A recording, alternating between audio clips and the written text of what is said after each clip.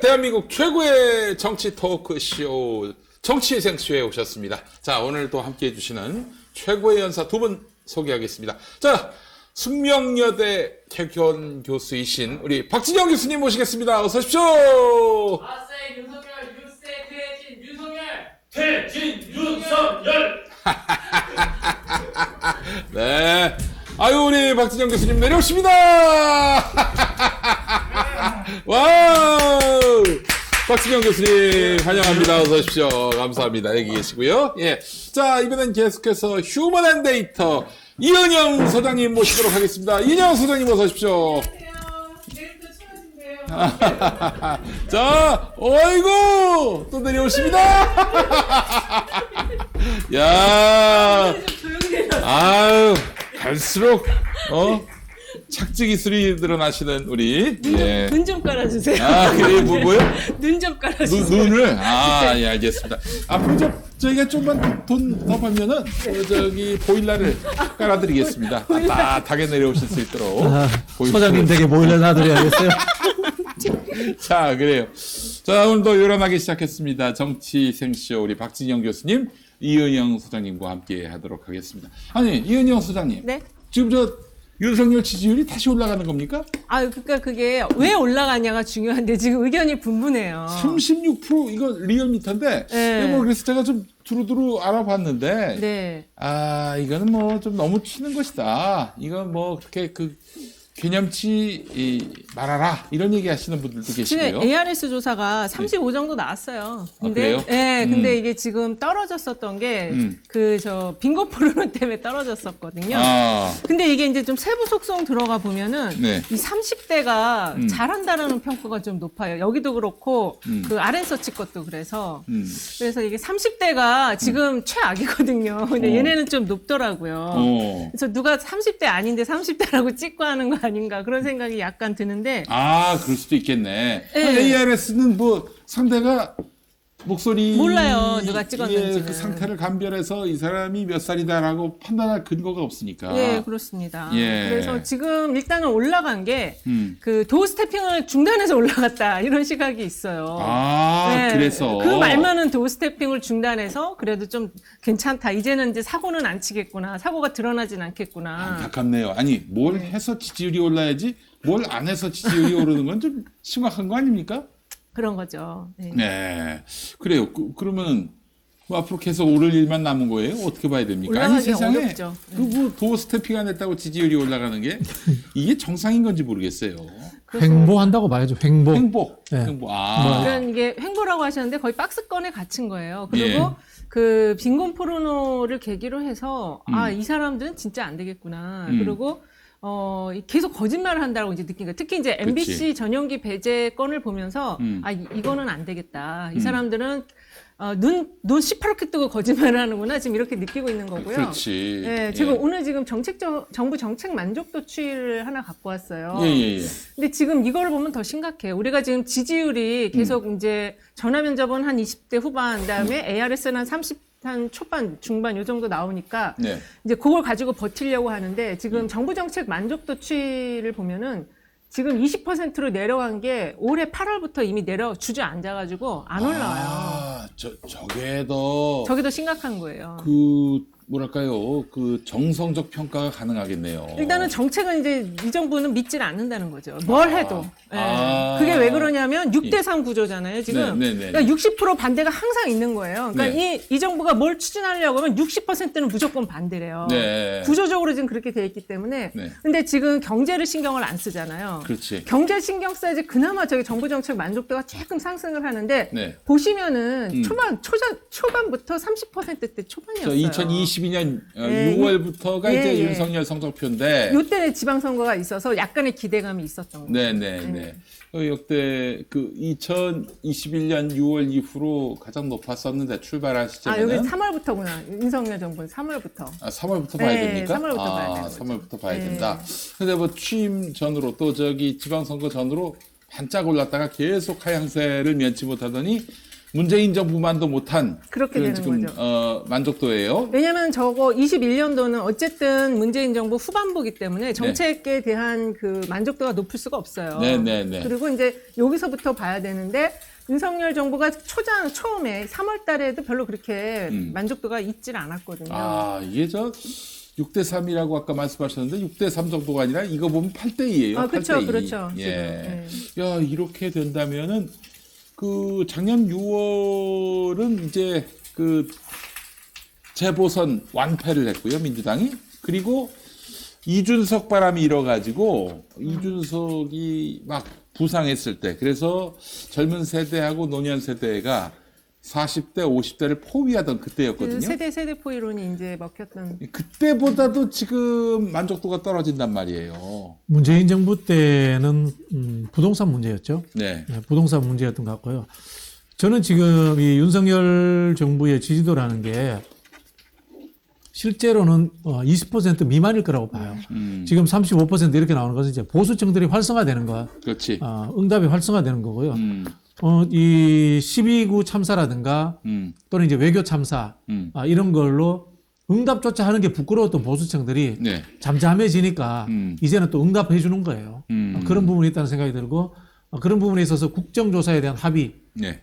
역할을 했다 이런 생각이 들고 침이 꼴깍 나가는 저 냄새 때문에 아, 지금 계란을 붙이고 있어요, 여러분. 네. 그리고 이 화물연대 파업 이게 네.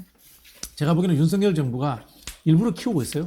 아. 일부러 키우고 있어요. 그 이제 위기를 조장해가지고 예. 긴급 명령을 통해가지고 이것을 폭력적으로 진압을 해가지고 보수층들을 결집시키고 노조는 좌익 이런 식으로 프레임을 짜가지고 좌익을 억압한 해결한 대통령 이런 식으로 이미지를 만들려고 하는 야. 작전을 쓰고 있어요. 이러면 이제 보수층들이 활성화되는 거예요. 원래 이게 이제 갈등 이슈에 대해서는 그거를 이제 그 정부가 잘 관리해 주길 바라는데 노동 갈등 이슈는 제압해 주기를 바라는 경향이 있어요. 근데 중도층들에게 그런 게 그렇죠. 있거든요. 근데 이게 이제 지금 우리 사회가 정규직 비정규직에 점점 이게 양극화가 심해지면서 이제는 그렇게 때려잡는 노조의 정부 규제 대응도 싹 그렇게 좋게 안 보는 아니, 시기거든요. 지금 6대 3으로 고착됐기 때문에 그렇죠. 활성화돼봐야 그 30% 그렇죠. 그게 이제 정도예요. 왔다 어디서 갔다 왔다 하는 갔다 거예요. 하는 거예요. 이게 엉터리인 게 긴급 명령을 했잖아요. 네. 화물연대는 실제 노동조합이 아니에요. 네. 자영업자 그렇죠. 조직이에요. 자영업자 그렇지. 자영업자 조직이기 때문에 명령을 내려봐야지 일사불란하게 이게 먹히지 않아요.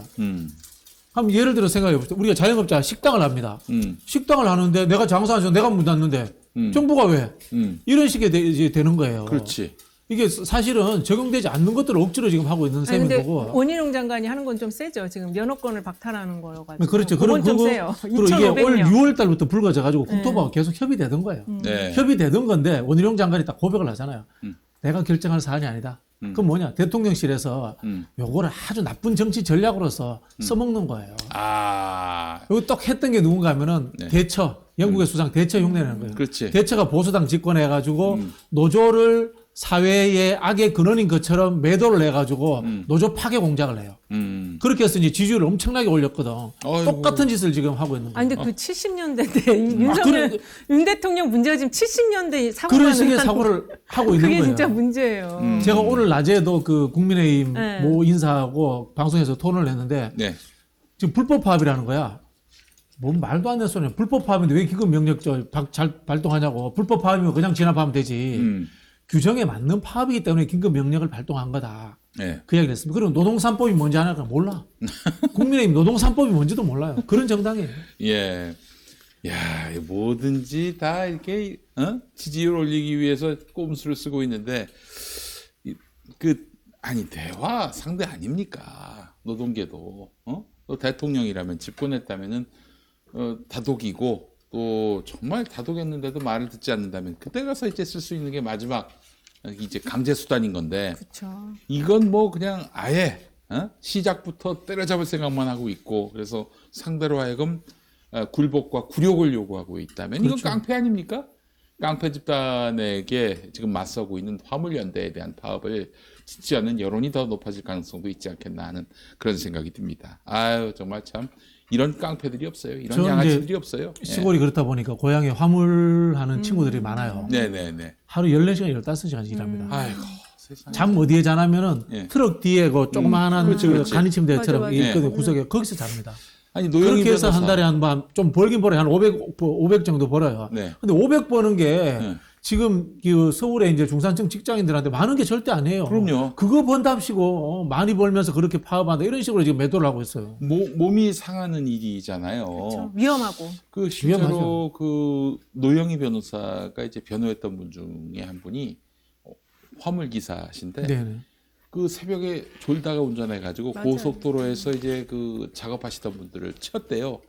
여러 명이 돌아가셨다고 하더라고요. 아유. 아유 참 이게 사람 살 일이 아닌 거예요. 최소한의 그 행복하게 살 그런 여건을 마련해 주는 게 국가 공공 아니겠습니까? 그 화물 노동자들은 지금 사용자가 불분명하기 때문에 결국 국가가 사용자인데 이렇게 시작부터 너희들 무릎 꿇어 안 꿇어? 눈 깔아 안 깔아?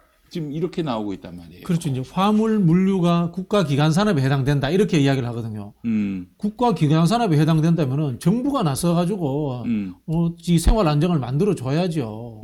그래서 이제 안전운임제를 이야기를 하는 겁니다. 네, 그리고 네, 네. 거기에 대해서 이제 사회적 합의가 어느 정도 됐고 국회에서 이제 국토위에서 일부 의원들이 법을 만들자라는 이야기까지 있었습니다. 예, 예. 이런 상황인데 전혀 타협 없이 이런 식으로 불법 파업으로 매도하고 있는 거예요. 자, 그래요.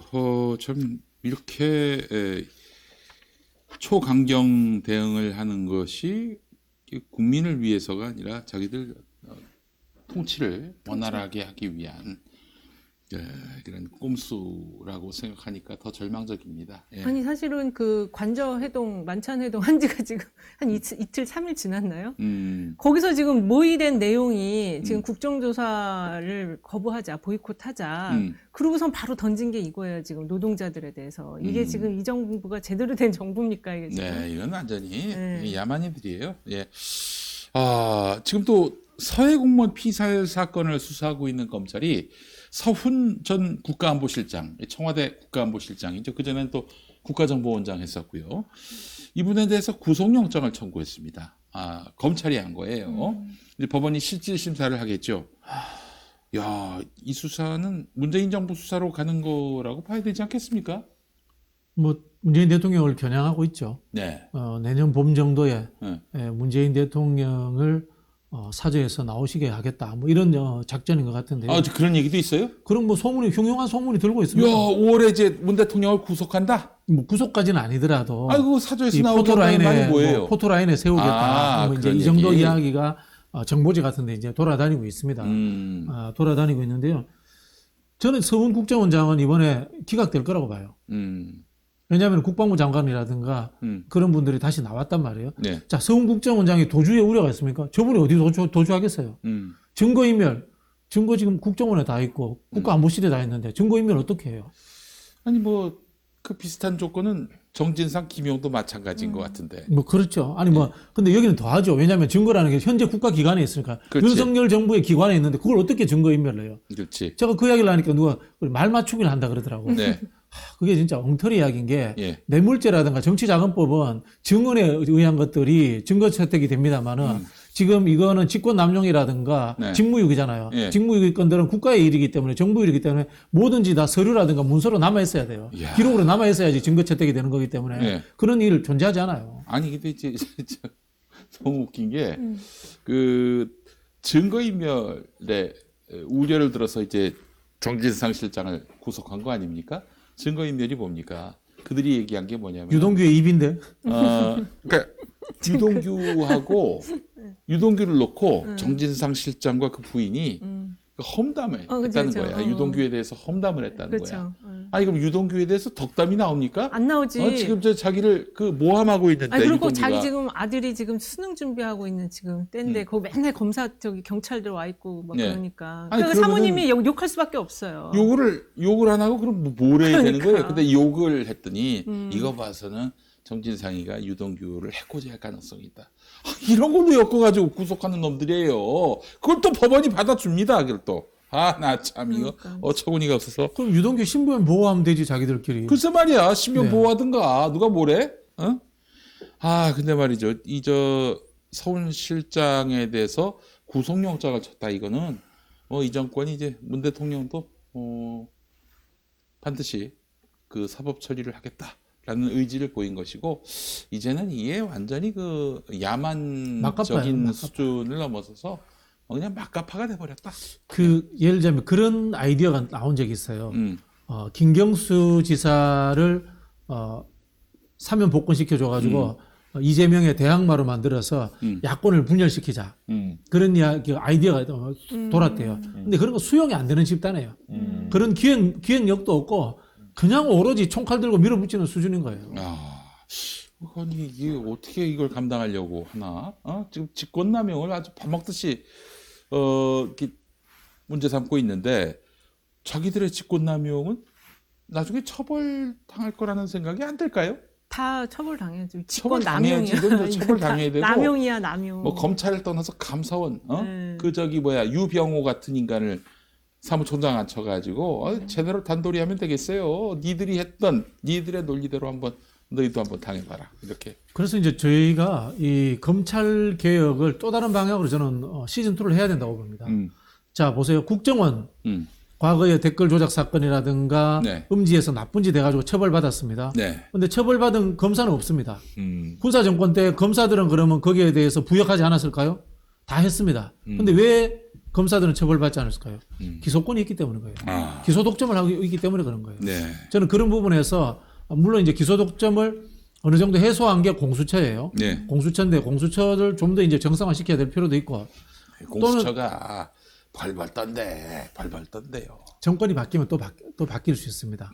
그런 부분도 있고 저는 기소를 할 수 있는 기관들을 네. 검찰 기관들을 자꾸 권력 분산을 시키는 방법을 택해 가지고 윤석열 정부가 뭐 천년만년 가는 거 아니에요. 4년이면 끝나요. 그렇죠. 저는 하물며 100에 하나 보수 정권이 다시 들어오더라도 검찰이 아닌 사람이 대통령이 됐다면 저는 윤석열 정권 그냥 안 둘 거라고 봐요. 그때를 대비한다면은 검찰 개혁 시즌 2가 준비돼야 된다고 봅니다. 다음에 또 윤석열 정권이 정권 재창출을 한다면은 검사 중에서 나오겠죠. 그런 일은 예, 없어요. 예, 그럼 예. 독재국가 되는 거예요. 방글라데시. 그렇지. 이런 말 하면 안 되지. 예. 예, 미얀마처럼. 미얀마 같은 예. 나라가 되는 거지 뭐. 아이고 그래요. 자, 이 문재인 정부 수사로 가는 상황이 됐는데 이것도 모르고 지난 대선 때 미운파라고 하는 정신 나간 인간들은 문재인 대통령을 위한다면 윤석열이 대통령 돼야 한다. 이딴 개소리를 했습니다. 이런 인간들은 좀 앞으로 정알못으로 좀 살았으면 좋겠어요. 이건 진짜 민폐예요, 민폐. 미운파들. 아이고 정말 다 대가리 박아야지. 진짜 이게 뭐 하는 짓거리인지 이게. 예? 자, 그렇다면 이제 민주당은 이 진짜 현 민주당 대표뿐만 아니라 전 민주당 정부의 대통령까지 지금 겨냥하고 있는 윤석열의 이 정말 무도하기 짝이 없는 이 행태에 대해서 맞서 싸워야 할 텐데 그 이야기는 잠시 후에 우리 광고 후 이야기 이어가도록 하겠습니다. 아니 너무 맛있는 냄새가 그러니까요. 나가지고 정신이 지금 혼미해지고 먹어줘야 돼요. 먹어줘. 우선 김승범 보험대리점부터 시작하겠습니다. 집중이 안 되네. 자, 형사 합의, 벌금, 변호사 비용을 보장하는 운전자 보험 얼마에 가입하고 계십니까? 자가용 운전 기준으로 여성은 6,800원, 남성은 7,800원입니다. 월이 그렇습니다. 야, 운전자 보험 꼭 가입하셔야 됩니다, 네. 여러분. 이거 정말 가입 안 하면요, 그러다 사고만 나면요, 또 자기가 책임질 상황이 된다. 뭐 대책이 없습니다. 자, 여성은 월 6,800원, 남성은 월 7,800원입니다. 7,000원에 가깝거나 7,000원대입니다.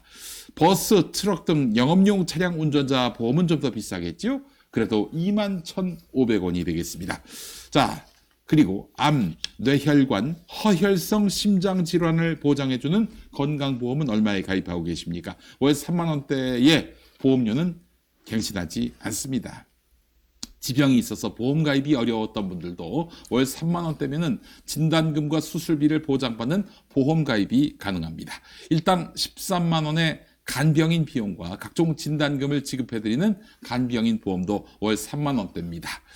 주택, 식당, 상가, 공장, 사무실 화재 보험과 배상 책임 보험도 상담해 드립니다. 그간 납부하시는 보험료가 부담되셨습니까? 보장이 걱정되십니까? 보험료를 줄여서 저축하고 싶으시죠? 보험료를 줄인다고 보장이 약해지지 않는 방법을 설명해 드린다면 여러분 어떠시겠습니까? 자, 지금 010-3360-0689로 전화하시면요. 19년차 보험 설계사가 전화를 받습니다. 그리고 우리 가족의 모든 보장을 분석한 다음에 직접 설명해 드립니다. 다시 한번 010-3360-0689 보험에 관한 모든 문의는 이곳으로 하시면 되겠습니다. 카톡 상담도 가능하고요. 그리고 유튜브에서 김승범 TV를 검색해 보시기 바랍니다. 김승범 대표가 유튜브를 오픈했다고 하는데요.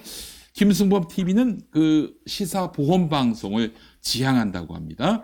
보험 정보를 통해서 여러분께 돈이 되는 정보를 제공하고요. 보험 사고 사례를 통해서 의료, 복지 관련 시사 정보를 제공한다고 합니다. 지금 시사 보험 방송 김승범 TV 검색해 보시고 구독 눌러주시기 바랍니다.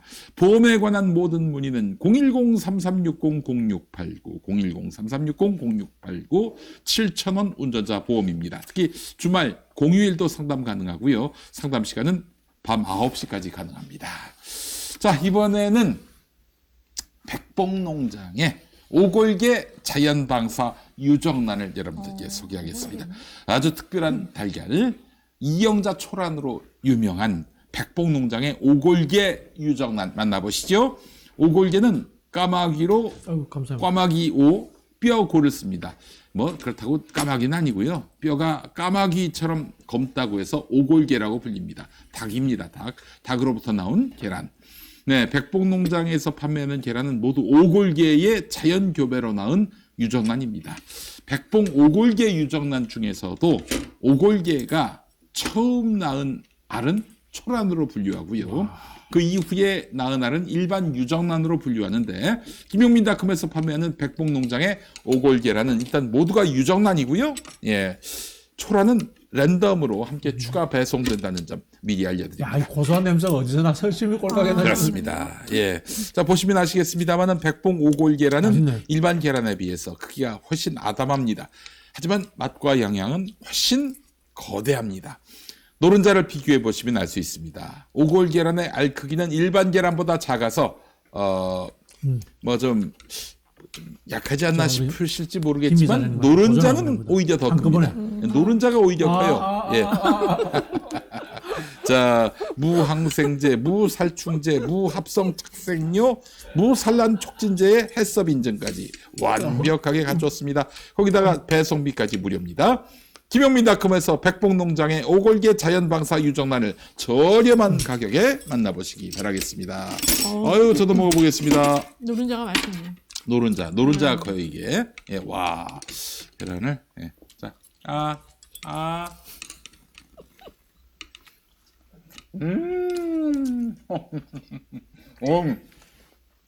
진짜 맛있다. 진짜 맛있네. 와.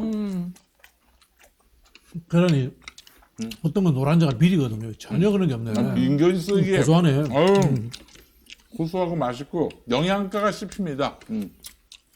이렇게 계란만 먹어도 돼요. 밥 안 먹고. 그럼, 네. 이거 좋은 계란을 많이 먹어야, 네. 뭐 저기 암도 안 걸린다고 하더라고. 시골에 집에서 닭 키우는 거 있잖아요. 한 대여섯 마리 키우고 이러잖아요. 그럼 전부 다 알이 작아요. 근데 정말 고소해. 고소해.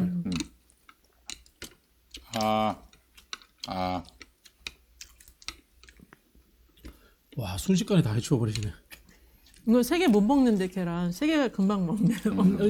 맛있네. 안 비려서. 옛날에 김어준 총수의 어머니가 손이 크신 분이에요. 그 집 옆에 양계장이 있었대. 그래서 아침에 계란 프라이를 먹으면 한 판을 다. 그래서 나중에 이제 어디 연애하는 분 집에 갔는데 계란 프라이를 하나 해주는 거예요. 그래서 아니, 좀 장난하나? 이렇게 생각을 했다는 거예요. 네.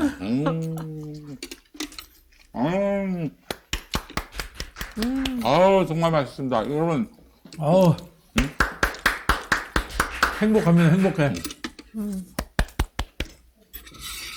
진짜 계란 프라이를 만나고 싶다. 그러면 이건 오골계 자연방사 유정란으로 만나주시면 되겠습니다. 이건 정말 백봉농장에서 자존심을 걸고 여러분들께 제공하는 오골계 자연방사 유정란입니다. 네.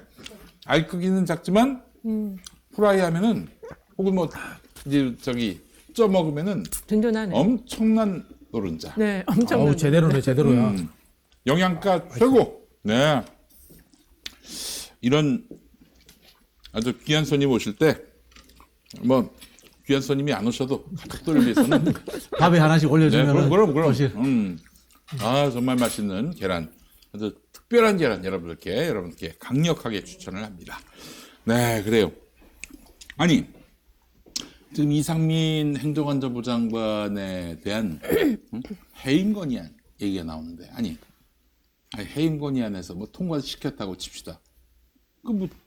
또 무슨 거부하면은 의미는 게다가 저 누구야 박진희도 그렇게 해서 뭐 그냥 싸돌아 다니잖아요. 장관 그 완장 달고.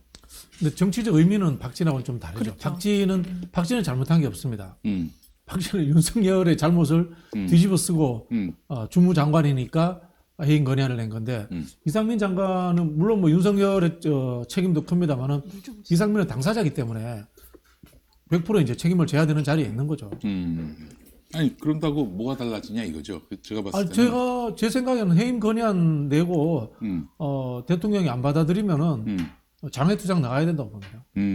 장외투쟁. 네, 장외투쟁 나가고 탄핵은 조금 시간을 두고 갈 필요가 있다고 봅니다. 그 장관 탄핵을 또 할 수 있지 않나요? 그러니까 할수 있는데 헌재로 갈 수 있는. 이제 헌재로 갔을 때 이 판결이 이 대한민국 헌재가 이제 형사법적인 측면에서 범죄 행위가 존재하느냐 이런 걸로 판단해 버리면은 민주당이 난처해질 수 있기 때문에 나중에 헌재 가서 엎어질 수 있다. 예, 그렇기 때문에 저는 일단 장외투쟁을 먼저 하고 국정조사를 해가면서 사소한 법률 위반 행위라도 나왔을 때 최소한 정황적인 상황 증거라도 나왔을 때 그때 이제 탄핵을 추진하는 것이 적절하지 않을까 그런 생각이 듭니다. 이 계란이 먼저냐 닭이 먼저냐의 이야기이기도 한데 아니 근데 사실은 저 이상민이가 장관으로 있는 동안에 국정조사 해봐야 과연 이상민의 허물을 잡아낼 수 있겠는가? 그렇죠. 일찌감치 우선은 시간을 버는 차원에서라도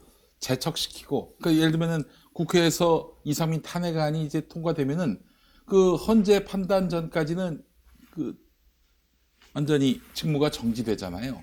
그러니까 그 기간 동안에 이상민을 재척시켜 놓고 진상 규명을 해서 그것도 뭐 좋은 방법이에요. 그것도 검토하는 것 같던데. 그래서 네. 지금 탄핵으로 가야 한다. 뭐 실효성 없는 그것도 좋은 저기 방법이에요. 탄핵 해임 실효성 건의안. 없는 해임 건의안보다는 실효성 있는 탄핵으로 가야 한다. 근데 이 해임 건의안도 실효성이 아주 없진 않아요. 왜냐하면 이게 두 번째 거부권을 또 행사하는 건 대통령으로서도 부담스럽고 12구 참사라는 거 내용이 있기 때문에 네. 대통령도 부담스럽다는 거죠. 그래서 근데 이제 두 개를 다 같이 그렇죠. 병행적으로 저도 하는 것 말씀드리는 같아요. 게 네. 정치적 행위와 법률적 행위가 두 개 또 투 트랙으로 같이 가야 되는 거죠. 정치적 행위는 말씀하신 것처럼 대통령이 또 해임 건의안을 받지 않는다. 이거는 국회를 무시하는 거예요. 저는 일단 무조건 장외로 나가야 된다고 생각합니다. 그런 경우는. 아니, 그런 거에 부담을 느낄 것 같으면 윤석열이를 우리가 비판할 이유가 없죠. 그렇죠. 아무런 뭐 도덕적 책임감 혹은 뭐 염치도 없는 인간인데요. 저기 예를 들어서 그렇게 해서 해임 건의안 내면은 받겠습니까?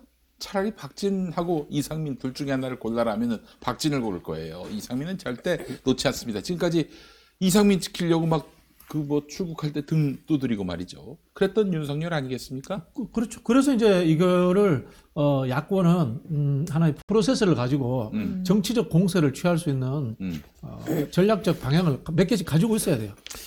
근데 이제 지금 문제는 김용민 의원이 오늘 사실 오전에 나왔어요. 예, 네. 그 양반 말씀은 지금 본인이 촛불 집회에 제일 먼저 나간 거 아닙니까? 그렇죠. 네, 네. 이 연설을 했고요. 예.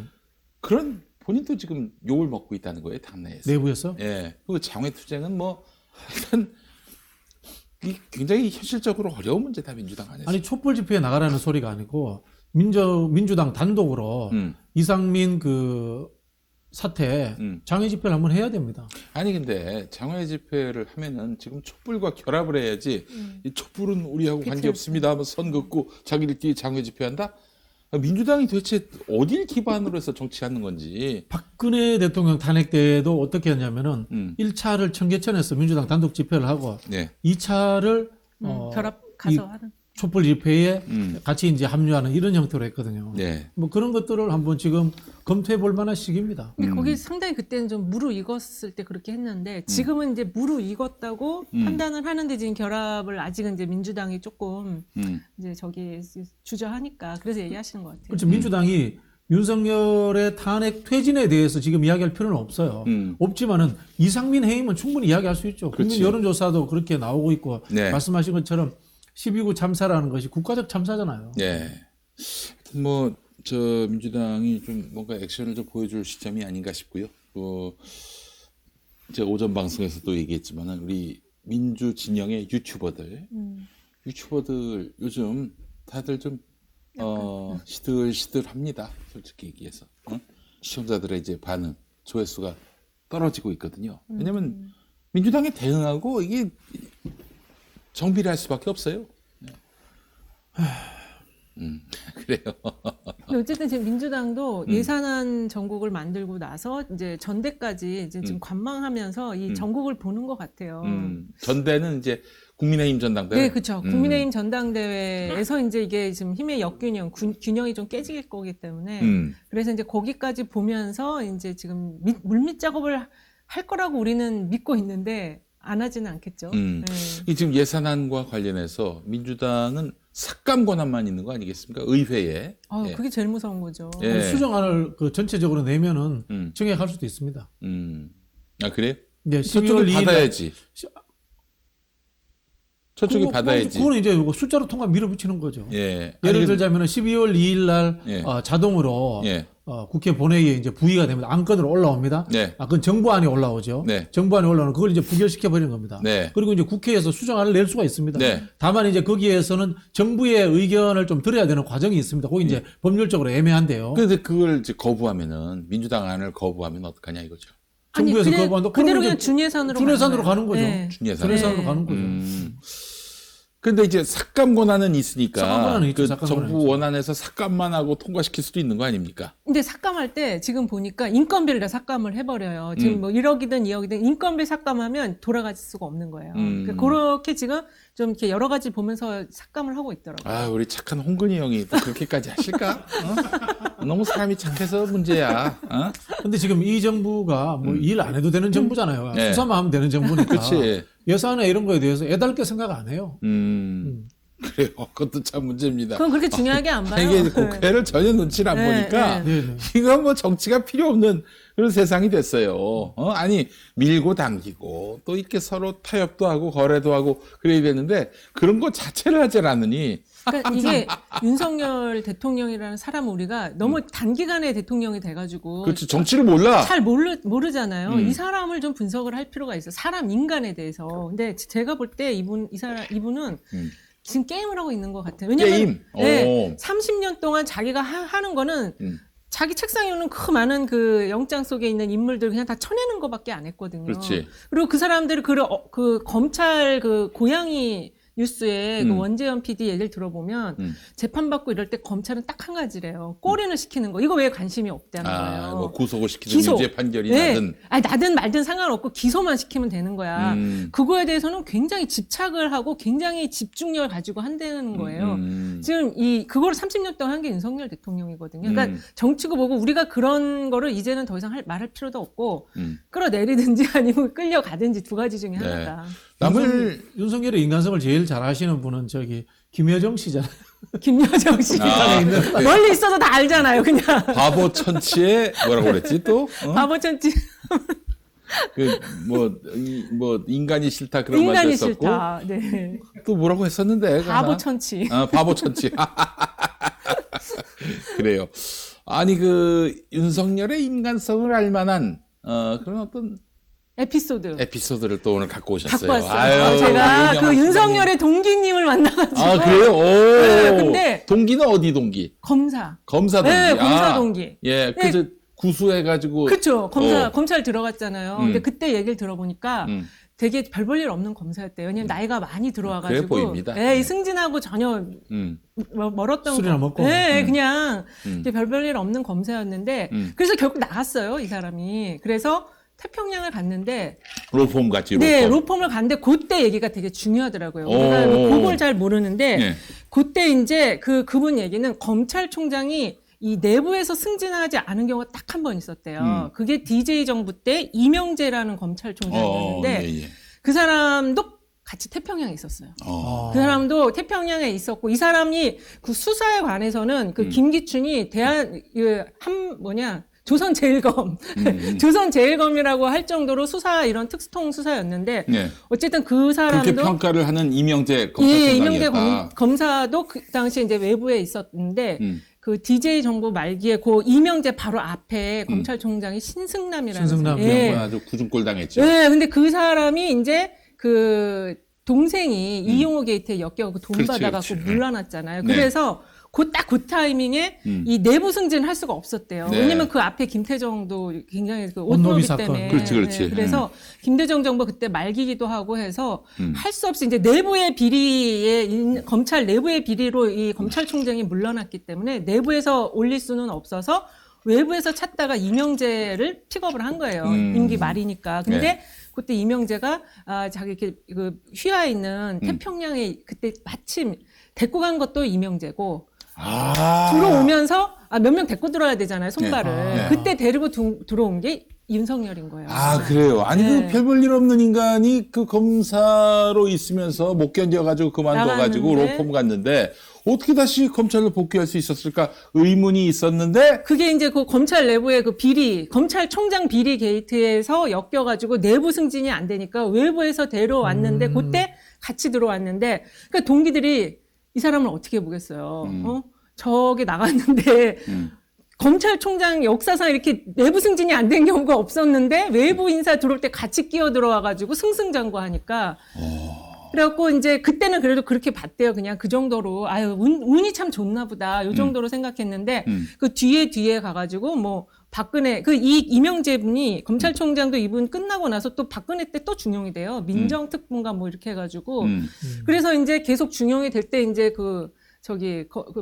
댓글 수사도 하고. 케어를 해주는구나. 네, 그래서 이 동기들이 볼 때는 쟤 운이 좋다 그랬는데 갑자기 검찰총장이 되더니 8개월 만에 대통령이 된 거야. 그러니까 얼마나 너무 열받는데요. 열받아가지고 TV를 안 본다고 밥맛 없어가지고 그 얘기가 있더라고요. 별 볼 일 없는 인간이다. 그 검사로서. 조직 내에서는 그랬었대 초기에. 네, 근데 이명재라는 이 검찰총장을 만나면서 이게 운 좋게 다시 검찰로 복귀하면서 이제 특수통으로 이제 성장이 된 거죠. 네. 그래서 동기들이 볼 때는 너무 밥맛이 없다.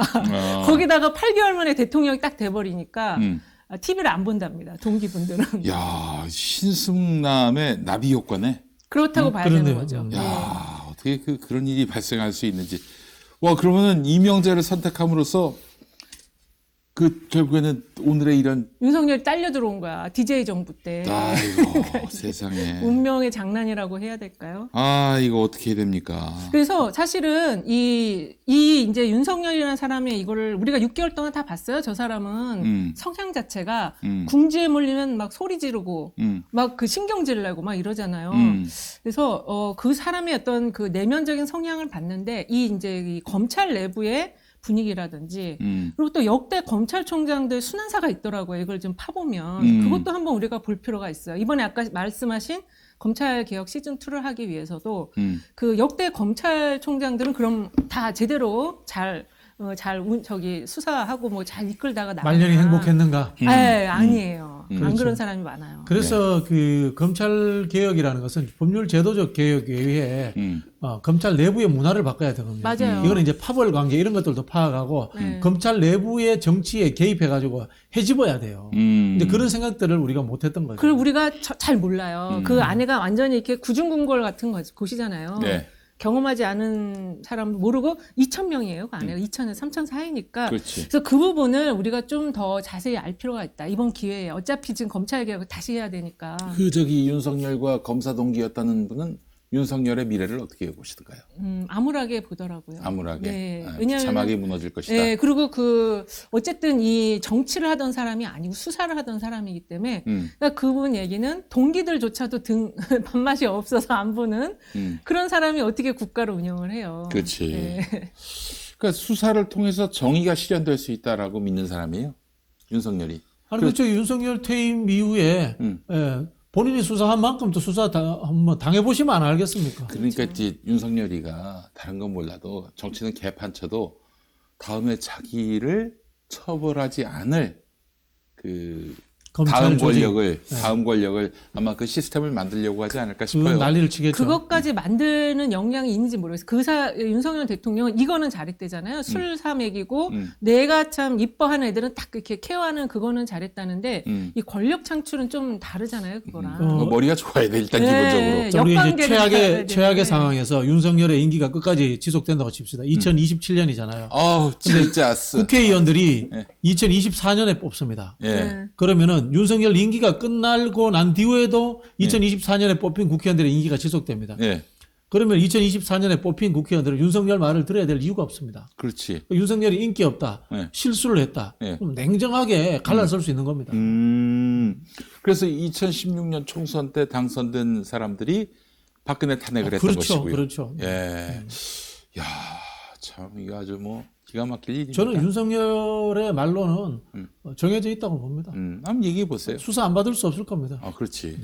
그 수사를 안 받으려고 그래서 저 양문석 형님 같은 경우에는 일본으로 망명할 것이다. 저기 후지산에 그 김태효 통해 가지고 텄다거라 그래서 간다거나 뭐 그런 아니, 외에는 뭐 출금 때리는데 출금 어떻게 나가 일본으로? 퇴임하는 날 바로 해외로 나오고.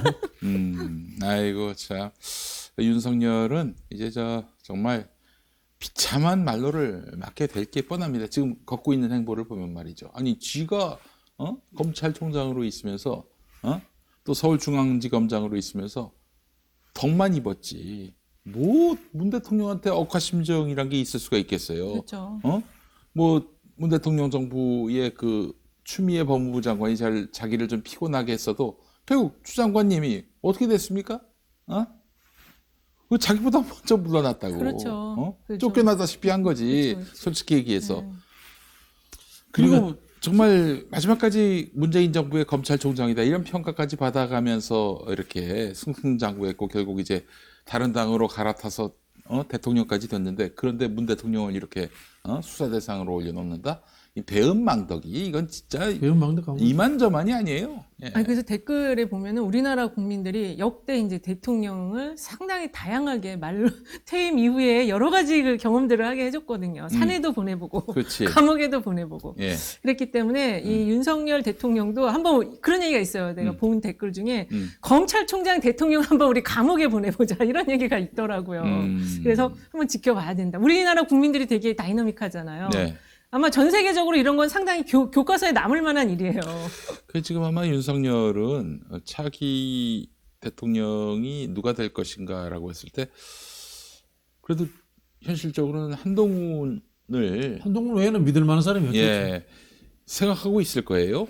그런데 저는 한동훈이 어떤 결정적인 시점에서는 이제 윤석열과 차별화하지 않을 수가 없다. 그쵸. 윤석열의 인기가 이렇게 없는데 정책 신뢰도가 20%밖에 안 되는 정권을 이어받아서 대선 후보로 나간들 되겠어요? 노태우도 전두환 백담사 그렇죠. 보냈는데. 그렇지. 예, 노태우, 전두환만큼 두 사람이 특별하겠습니까? 그런 관계가 아니잖아요. 네, 그리고 그렇지. 이 한동훈 장관은 이게 보니까 약간 윤석열 대통령보다는 이 주위의 분위기를 좀 파악을 하는 사람 같아요. 눈치를 본다 그래야 될까? 그러니까 그 뭐 선택하는 아젠다나 이런 거 보면 저는 분명히 차별화한다. 예, 본인에게 마이너스가 되면 분명히 차별화한다. 게다가 이제 이 나라의 그 실질적인 권력자인 김건희가 한동훈과 틀어지는 상황까지 간다. 그래서 모르겠어요. 둘의 관계가 어떠한지는 잘 모르겠는데 만약에 그 하늘 아래 권력은 하나밖에 없는 건데 그거를 이제 서로 사이좋게 나눠 먹지 못하는 그런 상황까지 간다. 그러면 이제 아니 고육상쟁의 상황까지 가지 않겠는가? 김건희 여사는 윤석열과 하나죠. 같이 가는 거지. 어디 딴 데 못 가지 않나요? 알 수 없죠, 세상. 저 윤석열과 윤석열의 그 저기 부인이다 이렇게 생각하면 그렇게 판단할 수도 있는데 그 이상이라니까. 또 천공하고 엮여 있는 거 아니에요. 그래서 이 천공, 김건희 그리고 저 한동훈 이들이 권력을 지금 분점하고 있는 상황이 아닌가. 시간이 갈수록 위태로워질 것이다. 그 다자구도에서의 여론조사를 하니까 한동훈이 여권에서 1위가 나오지 네. 후보가 압축되면은 네. 윤석열 효과에 의해 가지고 한계치가 분명히 보일 겁니다. 그렇지. 그래서 저는 그래서 뭐 한동훈이 다음 대권 주자가 된다거나 그럴 가능성은 낮다고 봅니다. 이미 뭐 저도 중도에서 이탈한다고 봅니다. 저 보세요. 야당을 막 바퀴벌레 보듯이 보잖아요. 아니, 국무위원이 말이죠. 피감기관의 장이 저렇게 야당을 쓰레기로 보는데 아니 좀 분노가 치밀지 않나요? 일단은 제가 볼 때는 그때는 미션을 받은 것 같아요. 야당을 무조건 밟아라. 이 미션을 받았던 것 같고 본인이 그럼 이제 발핍니까? 야당은 왜 발표해요? 조금 그러면? 밟혔잖아요. 아니 너무 조금 발표 지금. 밟혔잖아요. 아니 조심도 없어 인간들이. 뭐 하는 거야 도대체 이게? 근데 이제 어? 국회로 들어오면 좀 무대가 달라지니까 좀 다를 거예요. 국민의힘 내부의 사람들도 만나보면 한동훈을 별로 안 좋아하더라고요. 정치인들은. 싸가지 없다고 그러죠. 근데 그런 좀 뭐 성향적인 문제들 이런 것들도 제기를 하고 딱 뭔가 이제 웅크리고 있는 뭐라고 해야 됩니까? 하이에나, 자라 뭐 이런 느낌. 국민의힘 정치인들을 좀 두루두루 두 분 다 만나실 텐데 그들은 다음 총선 때 그 공천을 받을 수 있다고 생각합니까?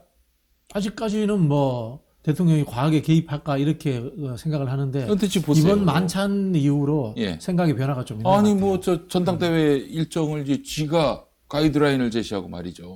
그래서 지금 나오는 게 또 윤핵관도 만났다면서 윤핵관 그렇죠. 부부를. 네, 예. 그래서 야, 이야기 진짜 나오는 게 엽기네, 원희룡 엽기. 이야기가 많이 나온대요. 예? 원희룡 이야기가 많이 나온대요. 자기 당 대표? 예, 예. 나경원이 여론조사 제일 잘 나오는 건 사실인데 나경원은 믿을 수 없다. 원희룡이 그나마 나경원보다는 믿을 수 있지 않느냐. 윤석열과의 관계, 그다음에 정부에서 또 장관을 했기 때문에 뭐 유승민은 어디 갔습니까? 유승민은 원수지간이죠. 철저히 원수지간. 아예 그냥 뭐 당대표가 될 일이 없다. 네. 네, 이렇게 보는 것이고, 그렇다면 원희룡을 보낼 것이다. 이번에 그 미리 만난 그렇게 게 이야기하더라고요. 유승민 때문에 만난 것 같고 지금 지지율 좀 점검을 해봤는데 음. 유승민 지금 전 의원이 상당히 많이 올라왔어요. 이 당내에서도.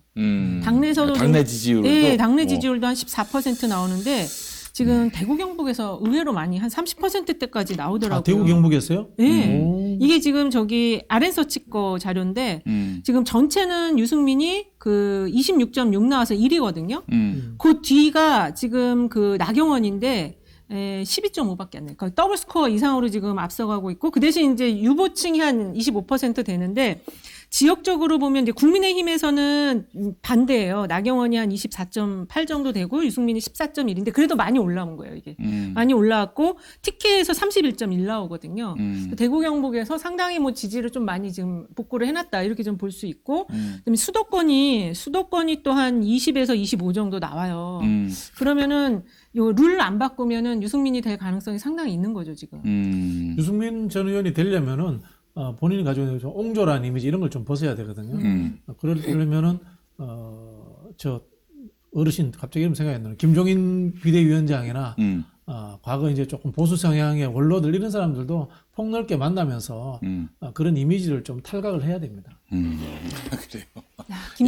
김종인 비대위원장은 민주당에서도 아마 모시러 갈 거다 이런 얘기가 뭐 그럴 수도 있고 그래서 누가 모시러 갑니까? 도대체 아니 지금 이 나라 정치인들이 정신들이 있나요? 아니 김종인 영감한테 지휘를 받을 만큼 이렇게들 사람들이 존심도 없고 건달지도 없어요? 존심도 없고 실력도 없습니다. 실력도 없어요. 예, 존심도 없고 실력도 없습니다. 예. 저는 뭐 그렇게 생각합니다. 80드신 박지원 어르신이 훨씬 뭐 잘하잖아요. 솔직히 그런 거 아닙니까 지금 상황이? 박지원이 이제 그 관록이죠. 근데 이제 김종인은 도대체 그 양반 보고 나는 표를 찍을 마음이 일도 없던데 왜 그렇게 그 사람이 이제 선거 때마다 이렇게 러브콜을 받는지 그 이유도 잘 모르겠어요. 정치는 단순합니다. 그냥 머리 숫자 싸움이에요. 머리수 많으면 이기는 거거든요. 민주주의라는 것은. 아니 그럼 뭐 김종인 씨가 매도삽니까? 그럴 수 있습니다. 그럴 수 있습니다. 이쪽도 있고 머리가 저쪽도 많아. 있고 다양한 머리가 있잖아요. 나 참. 그래 이미지가 계속 단일화를 하고 연대를 하잖아요. 네. 우리 생각에는 아우 저런 뭐 허접한 걸 왜 데리고 가 이런 생각하잖아요. 그것도 표에 도움이 돼요. 자 박주선, 김한길 아우 우리가 버리는데 저거 가서 표 되겠어? 근데 표가 돼요. 표가 되기 때문에 데리고 가는 겁니다. 이게 어쩔 수 없는 합종 연예계 법칙이라는 게 존재하는 겁니다. 알겠습니다. 뭐 아이고 참. 그 지금 솔직히 민주당에 박지원 영감, 이재호 영감, 김종인 영감 망하는 사람 못 있어요. 뭐 아이고. 현실이 그런데 뭐. 이 한숨만 나옵니다. 자, 그래요. 그 이제 그러면은 민주당은 이제 좀 더 예리하게 대응을 해야 한다라는 이야기를 몇 주째 지금 계속 반복하고 있는데 일단 이재명 대표가 약간 이제 그 기조를 조금 바꾸고 있잖아요. 약간 이제 강경한 기조로 가고 있는데, 여기서 이제 조금 더 뭐랄까, 이렇게 깃발을 올리셔야 된다. 근데 좀, 아직은 좀 상황도 보긴 봐야 된다. 깃발도 올리긴 올려야 되는데. 그래서 전대까지는 조금 지리하겠지만, 한 두 달 정도는 우리가 조금 더 이 상황을 좀 관망을 해야 돼요. 아니 그 사이 구속되면 어떡하고요? 구속은 안 돼요. 그럴 일은 없을 거예요. 네. 뭐 구속되진 않는다. 아이, 구속은 영장은 칠 것 같습니다. 영장 뭐 치던 말든 상관없어요. 뭐 네. 칠 수도 있다고 보는데 네. 그래서 저는 지금도 자꾸 그런 생각이 드는 게 대장동 관련해서 아무것도 안 나올 거라고 봐요. 그래서 돌고 돌아가지고 결국은 대선 때 있었던 허위사실 공표, 그 다음에 성남FC 후원금 문제, 이걸로 가지고 영장을 때리려고 할 거다. 저는 그런 생각이 됩니다. 왜냐하면은 허위사실 공표 문제는 이게 법리 논쟁에서 이게 유죄냐 무죄냐 문제지 그런 말을 한 사실은 있거든요. 이 성남FC 문제도 마찬가지입니다. 이게 성남FC가 공기업의 성격을 갖고 있기 때문에 제3자 뇌물이 적용되지 않습니다. 우리가 보기에는. 네. 근데 법리 논쟁에서 이건 역시 이재명이 정치적 이득을 봤다라는 이상한 논리를 근거로 만들어가지고 제3자 뇌물로 걸려고 할 것 같아요. 네. 뇌물 수수권과 관련해서 지금 정진상, 김용을 구속시켰는데 결국 뭐 이거는 좀 뭐 뇌물을 나올 것도 받았다는 없고 증거가 나올 수가 나올 것도 없으니까 없고 뭐. 예 이거는 뭐 배임 이렇게 엮을 것 그쵸, 같습니다. 그쵸. 배임으로 갈 가능성 이제 최후 카드가 그거고 근데 지금 문제는 남욱이 말이 지금 완전히 진퇴양난에 빠졌다는 거. 남욱의 말이 진퇴양난에 빠지면서 유동규, 정진상, 김용, 김만배 여기가 아주 얼기설기 엮였어요. 김만배가 오늘 뭐 그랬다면서요? 그 저기 이재명에 관한 진술은 달라질 게 없다. 그러니까 이재명과 무관하다라는. 그렇지. 김만배 입장에서는 그렇게 하면은 자기가 뇌물을 준 게 되잖아요. 그렇죠. 뇌물을 준 사람이 되고 그것도 이 천화동이 1호가 자기 게 아니게 되잖아요. 그렇지. 그럼 돈도 손해보고 뇌물 공여도 되고 그런 입장에서 본인은 끝까지 버틸 거죠. 게다가 또 뇌물 수수를 이제 한 거기 때문에 뇌물을 준 거기 때문에 그 벌은 더 가중될 맞아요. 것이고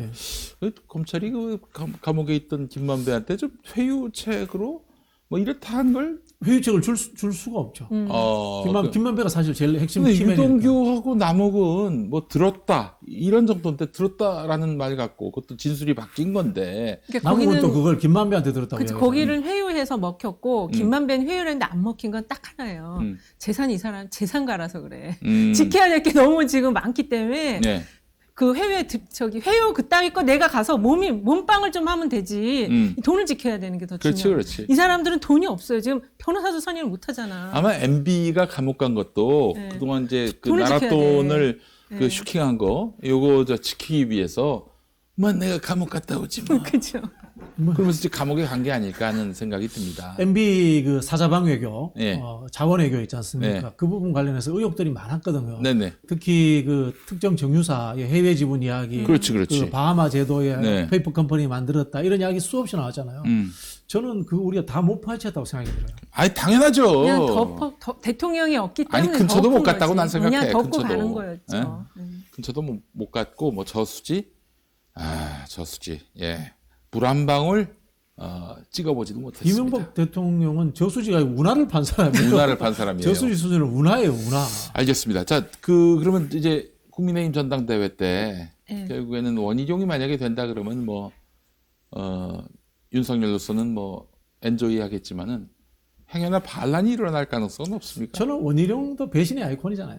그럼 절대 누군가 밑에서 청성하지 않는 사람이잖아요. 그렇지. 원희룡이 여러분 뭐 기억하실지 모르겠지만은 그 2018년 그 지방선거 때 제주지사가 됐잖아요. 네. 제주지사 무소속으로 됐어요. 맞아요. 그 저기 저 맞아요. 새누리당, 자유한국당 그 간판으로는 뭐 희망이 없어 보이니까 무소속으로 나가서 됐는데 민주당하고 접촉도 그치, 있었으면 민주당에 들어갈까 말까 선거 때 이랬어. 그렇죠. 들어갈까 말까. 그러니까 말하자면은 이 원희룡을 지금은 원희룡이 민주당 갈 수도 있겠다라고 판단하면서 원희룡에게 표를 준 민주당 지지자들도 분명히 있었고 그 민주당 제주 도당에 있는 그 핵심 당원들이 또 윤석열 선거운동 원희룡 원희룡 선거운동을 선거운동. 한 바도 있었어요. 네, 맞습니다. 그 같은 저 원씨 그 제주도 아니 뭐 제가 잘 알고 있습니다. 옛날 민주당 했던 분들이 일부 원희룡 지사를 도왔고요. 당시 그 민주당 제주지사 후보가 좀 현격하게 문대림 선배가 떨어지는 문대림 선배가 분이다 이런 평가가 많았고요.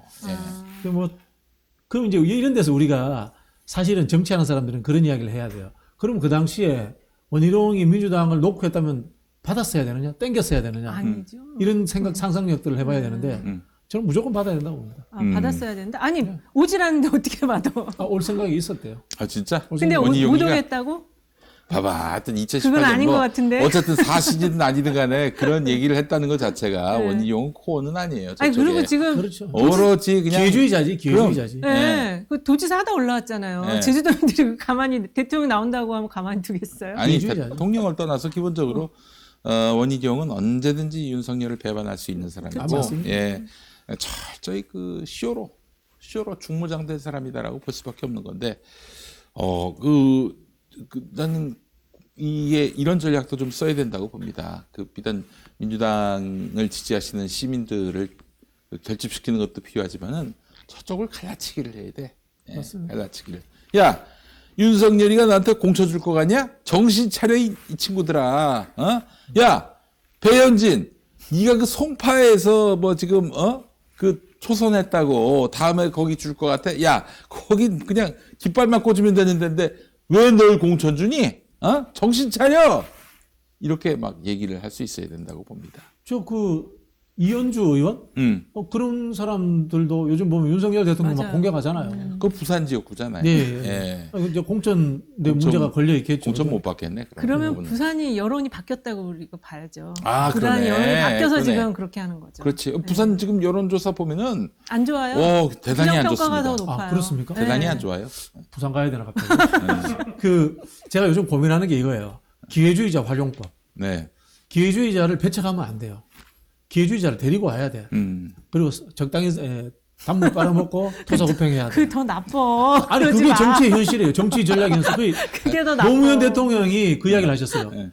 기회주의자는 포섭의 대상이지 네. 지도자로 모실 수는 없다. 아, 그렇지. 내부 기회주의자들이 힘들어. 아니, 근데 내부 사실은 기회주의자들은 또 잘라야 돼. 잘라야 돼. 왜냐하면 내부 기회주의자들은 확장되는데 별 도움이 안 돼요. 안 돼, 근데 확실히- 외부 기회주의자들은 데리고 오면 확장이 돼. 데리고 와서 확장성 서먹고 난데 그냥 자르는 거예요. 이 부산 경남 지역 같은 경우도 부산 울산 경남 지역 같은 경우는 워낙 민주당 세가 약하잖아요. 좋은 인재들을 많이 불러다 놓고 현재 어떤 민주당 색채하고 좀 맞지 않는 그렇죠. 약간 듯한 칼날 바꿔주는 그런 좋죠. 인사들 대거 영입을 해서 그렇죠. 내세워야지. 그래야 다음 선거 때 저 사람 처음 보는 사람인데 민주당으로 나오네. 그런데 실력 있어 보이네. 이렇게 해서 선택받게 해야 된다고 저는 생각을 합니다. 근데 그게 쉽지 않은 게 이제 쉽지 않아. 균형감이 있어야 되는 게 네. 오랫동안 민주당에서 고생한 그렇지, 그렇지. 사람들 있지 아이고, 않습니까? 예. 이제 그런 분들이 있기 때문에 그 균형감을 맞춰야 돼. 그래요, 그래요. 예, 충분히 우리 쪽 사람들을 배려해주고 그다음에 이제 전략적 여유가 남을 때 그렇게 해줘야지. 저도 그러지 그렇게 않으면 생각을 이제 합니다. 저도 그렇게 잘못하면 생각을 이제 하고 아까 한 얘기는 그냥 아니 의미 있어요. 그래서 이제 제가 접어버리겠습니다. 예. 말씀드린 게 기회주의자 데리고 와서 안방 내줄 수는 없잖아요. 그렇지. 건너방 하나 주는 거예요. 네, 네, 이렇게 네. 예.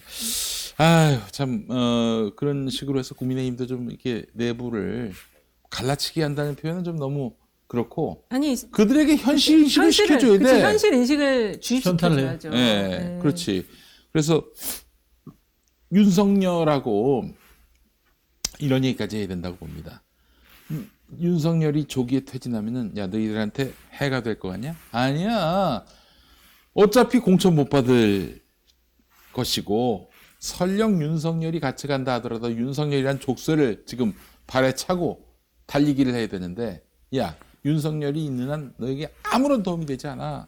그러니까 윤석열과 결별할 준비, 이별할 준비 하라고 그렇게 얘기를 할 수 있어야 됩니다. 거기에 또 필요한 게 누군지 아세요? 누굽니까? 기회주의자 내에 지도자가 있어야 돼. 아, 한국 정치에는 지도자가 없으면은 그냥 이합집산이 되지 않아요. 그렇지. 국민의힘에 그런 지도자가 필요하다. 지도자가 생겨야 됩니다. 친박연대도 박근혜가 있었기 때문에 가능했던 거거든요. 그렇죠. 정진석 이런 사람 눈여겨서 지도자를 세워야 돼. 유승민이지, 유승민. 유승민도 좋은데 정진석도 이번에 그 4인방에서 제외됐잖아요. 이번에 안 불렀어. 안 불렀어요? 네, 그 4명 그렇게 충성 1번 발언하고 막 충성했는데 안 불렀거든요. 이제 아마 정진석 그 지금 비대위원장도 뭔가 칼을 갈고 있을 거예요. 부글부글 할 거예요. 예. 대구에서 소문에 주호영이 다시 무소속 나온다. 그런 소문도 돌아왔어요. 그래요? 예. 이야. 윤석열한테 찍혔기 때문에 그렇다는 소문도 돌아왔는데. 그때 저 누구야 김은혜 내쫓은 것 때문에? 그렇죠. 맞아요. 국정조사. 국정조사 때문에. 국정조사 받은 국정조사도 것도 수용하고. 있고 그때 김은혜 내쫓은 거 때부터 이게 안 좋았어. 경로였다고 하더라고. 네, 예. 그때부터. 네. 야, 이게 완전히 뭐 검사들의 정당이 됐어요. 검사들이 접수한 정당이 됐어요. 제가 보기에 정진석이나 주호영 의원 같은 사람은 지도자가 될 수는 없고 지도자는 유승민처럼 넘버원과 싸울 수 있어야 됩니다. 난 유승민은 안에서 싸우라고 하고 데리고 나올 사람은 정진석이나 이인자들 있잖아. 유승민 안 나온다고 안, 하는데. 그러니까 그 사람은 안에서 싸우라 그러고. 그 유승민 입장에서는 총선만 지나면은 윤석열 쓰러진다. 그럼 내가 이제 먹으면 된다. 이제 그런 생각을 할 수 있어요. 근데 그 정도 깜냥으로는 안 되고. 아니 밥도 같이 안 먹는다면서 격이 떨어진다고. 아이고 승민이 형 좀 정신 차리세요. 어떻게 정치는 플러스를 해야지 자꾸 이렇게 형은 그 눈에 맞지 않는다고 마이너스를 하면은 발전이 있습니까? 발전 없어요. 정신 차리셔야지. 이번에 좀 느끼실 텐데 이게 좀 내가 더 품을 넓게 가져야 되겠다 느끼실 것 같은데. 그 이준석은 뭐 더 이상 변수가 못 됩니까? 이준석은 유승민을 돕겠죠. 이준석은 지금 현재라서는 유승민 계보라기보다는 오세훈 계보에 가까워요. 오세훈하고 상당히 가깝고 뭐 차기 대선을 해가지고 부활하겠다 이런 생각을 하겠죠. 지금 윤석열하고 오세훈 관계는 어떻습니까? 불가근 별로 안 좋죠. 네, 좋아요. 서로 별로 교류가 없잖아요. 이게 결도 완전 다르고. 네. 그 오세훈도 셈법이 복잡하겠네. 어떻게 할 복잡하죠. 것인가. 홍준표는 오히려 윤석열하고 가깝게 지내려고 그렇죠. 하고 있고 최근에 신천지 집회까지 허가를 해줬잖아요. 대구에서. 그래서 이제 말이 많았어요. 예, 야, 참 정치를 하려면은 그 남의 그 자기를 이긴 사람 가생이로도 무릎 꿇고 기어 들어가야 돼요. 홍준표 그런 기질이 있죠. 홍준표에게 그런 기질이 있습니다. 또 그런 사람이 대차게 동수치고 아니 박근혜 탄핵 나니까 향단이 운운했잖아요. 박근혜 맞아요. 대통령을 그렇게 선거 때 도움 많이 받아놓고는 아이고 참 그 인간들은 그냥 인간 말종들의 모임이라고 볼 수밖에 없습니다. 기본적인 신의도 존심도 없는 인간들. 아이고 이런 놈들이 지금 집권을 하고 자빠졌으니 또 이런 놈들이기에 또 검사한테 그렇게 접수를 당하는 거 아니에요? 그렇죠. 그렇죠. 이게 당이 그냥 접수를 당했죠. 관료에 불과한 그러니까. 이 검사의 저 인간들한테 그렇게 장악을 당했으니 참 기가 막힐 노릇입니다. 예. 자, 그래요. 오늘 저 정치생쇼 이야기 나눠봤습니다. 하여튼 좀 민주당이 좀 시원하게 좀 해줬으면 좋겠어요. 아니 박홍근 그 스트레스 받으면 좀 그만두시라고 하세요. 아니 언제까지 이렇게 적성에 맞지 않는 일로 해가지고 피차가 내 피곤하게 만듭니까? 박홍근 좀 그만하라고 좀 하세요. 내가 봤을 때는 겁먹었어 지금. 겁먹었는데 지금 시민들은 뭐 그냥 뭐 자기 인생을 걸고 지금 촛불 집회 나와가지고 열심히 또 저 평일에는 SNS로 또 게시판에 글로 막 그렇게 윤석열과 싸우는데 박홍근 씨는 지금 도대체 뭐 하고 있는지 모르겠어요. 아니 12구 이태원 참사하고 예산안을 거래를 합니까? 12구 이태원 참사 없었으면 어떡하겠어? 어떡할 뻔했어? 그러니까. 저기 김용민이가 꼭 좀 그만둬 달라고 좀 전해 주십시오. 아니 제가 전화번호 드릴게요. 문자 보내세요. 전화하시면. 욕을 할 것 같아서. 욕하셔도 돼요. 네. 뭐 그 정도 욕은 먹으라고 정치인 하는 거죠. 자, 오늘 마치도록 하겠습니다. 우리 이은영 소장님, 박진영 교수님 수고 많이 하셨고요. 저희는 다음 주에 뵙겠습니다. 고맙습니다. 감사합니다.